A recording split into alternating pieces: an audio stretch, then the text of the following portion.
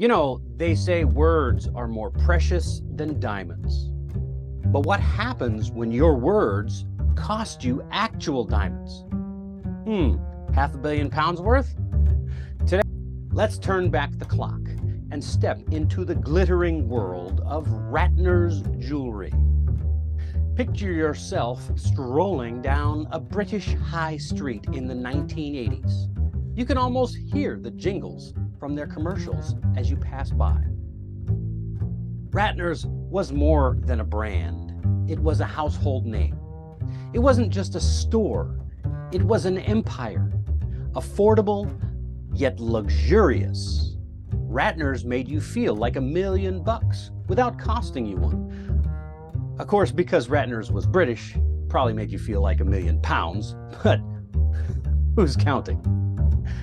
At the helm of this empire, a man named Gerald Ratner. 1991, a year of grunge music, the end of the Cold War, and there's this guy, Gerald Ratner. He was the man steering the ship of Ratner's jewelry. Charismatic and savvy, he knew how to sell ice to Eskimos. Gerald wasn't just any CEO, though. He was a rock star in the world of business, rubbing shoulders with the big guns. He was about to give one of the most crucial speeches of his career to a room full of Britain's business elites. The stage was set, a ballroom filled with the who's who of British business, eagerly awaiting Ratner's words. The tension? You could cut it with a knife. In moments, Gerald would step up to that podium. Little did he know, his words would not only resonate within those four walls, but echo throughout history as one of the most costly business blunders ever. And so, the man of the hour takes the stage. The room is all ears, waiting for Gerald's pearls of business wisdom. Good afternoon, Mr. President, Your Royal Highness, ladies and gentlemen, and thank you, Mr. President, for asking me to address such a prestigious audience. Also in Ratner's, we sell gifts as well as jewellery. Things like a teapot for £2. Or we've got this imitation book that you lay on your coffee table. The pages don't actually open, but they have beautiful curled up corners with imitation antique dust. I know you might say it's not in the best possible taste, but we sold 250,000 of them last year.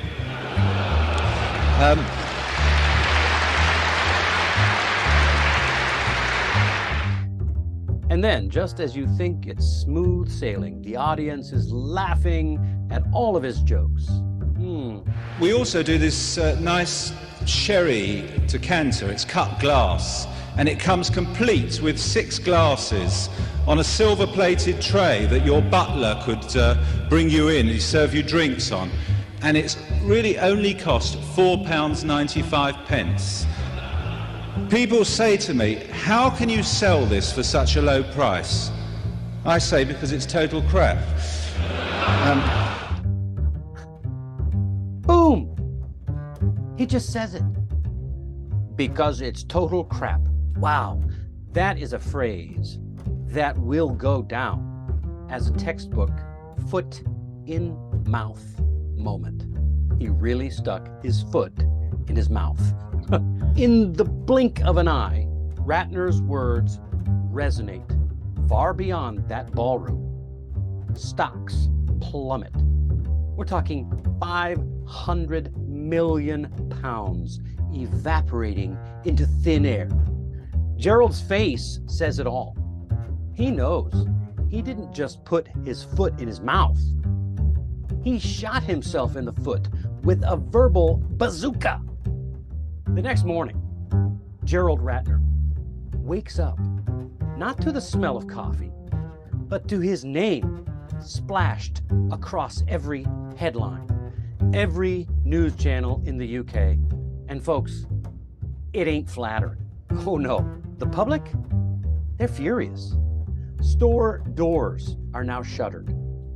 And people who once flocked to Ratner's are now steering clear. It's as if Ratner's became a pariah overnight. Damage control mode engaged. Gerald tries to pick up the pieces, issuing apologies left and right, but it's like trying to unring a bell. The company scrambles to rebrand, shedding the Ratner name like a snake shedding its skin. But you know what they say? You can change your name, but you can't change your past. Today, Gerald Ratner stands as a cautionary tale, a living embodiment of what happens when you, well, shoot yourself in the foot.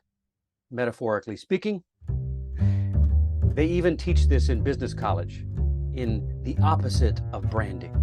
All right, let's pause right here. See that look? That look on Gerald's face? That's what we call a foot in mouth moment. But what's the real story behind this phrase? It's an old saying.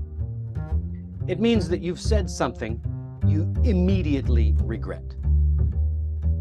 Think of it as the universal sign for, oops, I shouldn't have said that. And in Gerald's case, this foot in mouth moment cost him dearly. Yeah, he shouldn't have said that. And speaking of costly, ever hear the phrase, shot himself in the foot? Gerald here, he didn't just make an awkward moment. He sabotaged his entire empire. This idiom, to shoot yourself in the foot, has its roots in military history, where dodging duty by injuring oneself was a desperate tactic. Yeah, people used to shoot themselves in the foot in order to avoid going to battle. Well, nowadays, it means you took yourself out of the fight. In Gerald's case, he shot himself in the foot without even pulling a trigger. All it took was a microphone. After the fallout, Gerald tried to pick up the pieces. Another idiom that fits this tale perfectly. This phrase, pick up the pieces, is all about recovery. It originates from the literal act of picking up pieces after a disaster. Despite Gerald's efforts, some pieces are just too shattered to reassemble. If you thought the Ratner saga was a roller coaster, just wait until you hear our next tale. Ever had a sip of New Coke or Coke 2? Trust me, you won't want to miss that fizzy fiasco next time. Did you enjoy this episode? Were you as gobsmacked by Gerald Ratner's blunder as I was? Do me a favor, hit the like button.